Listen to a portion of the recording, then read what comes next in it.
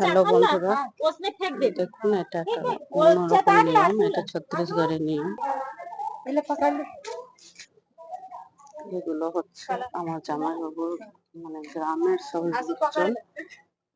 এটা ছত্তিশগড়ের নিয়ম, এটা আমাদের জানা নয়। তো তো এখানে দুরকম নিয়মই করতে হবে, যেহেতু আমার বাবারা এখানে থাকে। তো এটা ছত্তিশগড়ের নিয়ম, এটা পুকুরের ঘাটে কিছু একটা নিয়ম আছে, সেটাই করতে যাচ্ছে। আমিও যাচ্ছি ওদের সাথে। আমরা বাঙালি, কিন্তু বাঙালির নিয়ম বাংলার মতন হবে। আর এটা ছত্তিশগড়ের নিয়ম, মানে যে এলাকায় থাকে সেই এলাকার নিয়মটাকে তো মানতে হবে। সেই কারণে এইসব মহল্লাওয়ালা, এগুলো এই মহিলারা সকলে এসেছে, এনাদেরকে ডাকা হয়েছে। লাইন করে যাচ্ছে, দেখুন।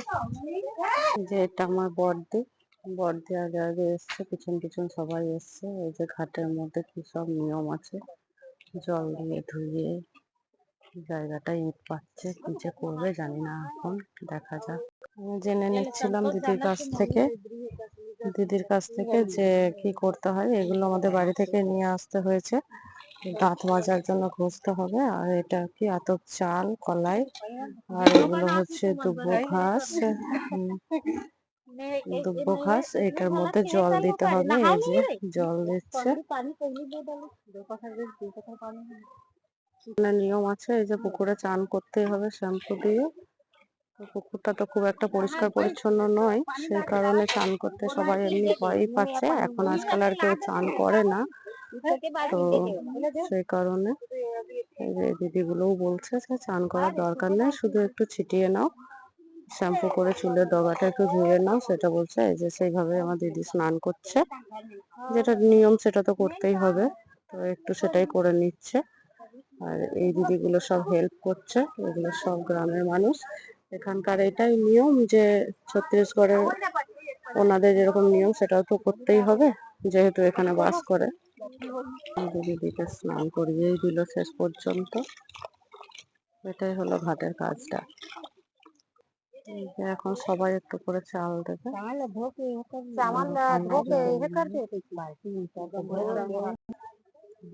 চাল, দুব্বো ঘাস, এই যে এইভাবেই দিতে হবে।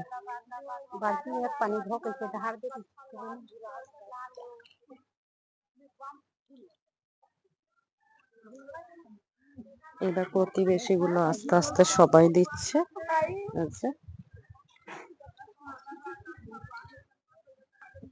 একে একে যতগুলো মহিলা এসেছে সবাই ওইভাবেই দেবে।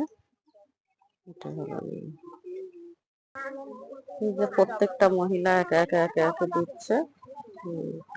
প্রথমে আমার দিদি দিয়ে চলে গেছে, দিয়ে চলে গেছে বলতে এই যে দিদি এখানে দাঁড়িয়ে আছে, আবারও লাইন করে সেইভাবেই যাবে বলে। যে প্রথম সারিতেই দিদি থাকবে। একটা নতুন নেক, একটা পাথর আর একটা পয়সা দিচ্ছে আমার দিদির হাতে। এটা বড়দির হাতে দিল। এটা হচ্ছে শেষ মুহূর্তের কাজ।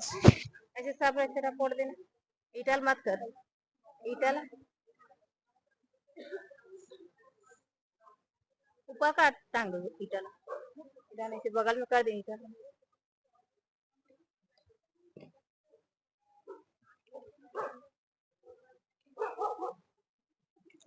আঁচলের মধ্যে নিয়ে, আঁচলের মধ্যে সমস্ত জিনিসগুলোকে নিয়ে সম্ভবত পুকুরের মধ্যে ফেলে দেবে। এটা হচ্ছে লাস্ট মানে কাজ আর কি মেয়ে ছেলেদের, ছত্তিশগড়িয়া মহিলা এগুলো।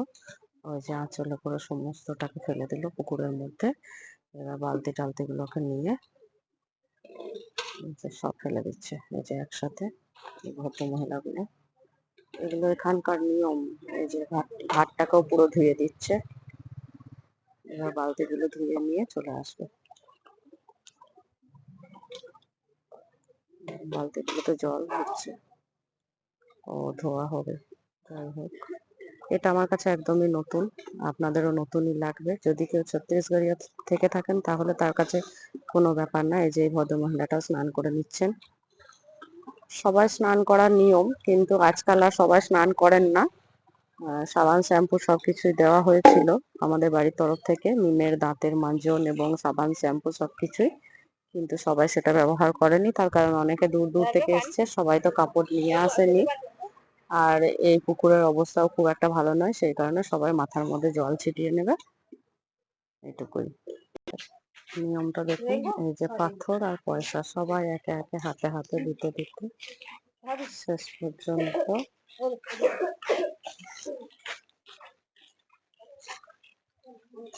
পিছনে পিছনে সবাইকে একে একে হাতে হাতে পাথর আর পয়সা সবাইকে দিচ্ছে। দেখি লাস্ট পর্যন্ত কি হয়।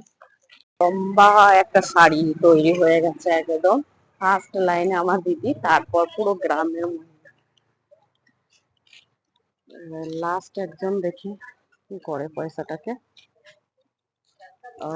একদম পিছন দিকে পয়সাটাকে ফেল হয়ে গেল, এখানেই সমাপ্ত কাজটা।